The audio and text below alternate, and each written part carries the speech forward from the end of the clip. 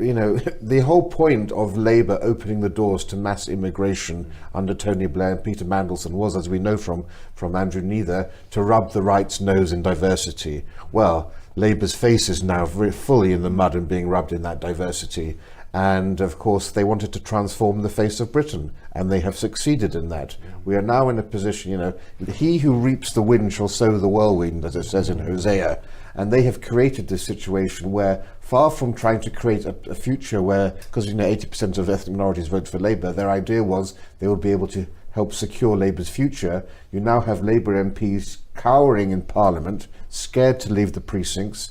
They have panic buttons in their offices and in their homes, and they're getting harassed on the streets. This is something that's entirely self-inflicted, and the Tories have only put the pedal to the metal and accelerated this whole thing. And we've now incorporated into this country the politics of Pakistan. Intimidation, arson, death threats, assassination, mob protests. We must never ever forget who did this to us, and we must never forgive them.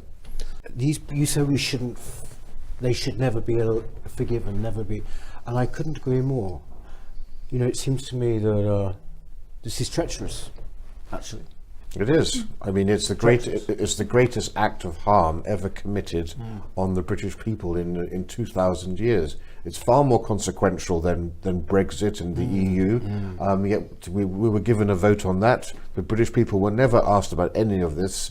And in fact, just the opposite. They voted in every government to do just the opposite and had that vote betrayed. And this is, you know, this is far more damaging to Britain than the cost of fighting the Second World War. And I think people who have willingly allowed in a fifth column into this country, who are actively undermining this nation and its institutions and actually seek to overthrow our established systems and structures, they absolutely should be tried and, you know, and convicted for treason, I would imagine, or something along those lines, because it is that significant. I mean, if that's not treason, the death of your own country, I don't know what is. Yes, exactly.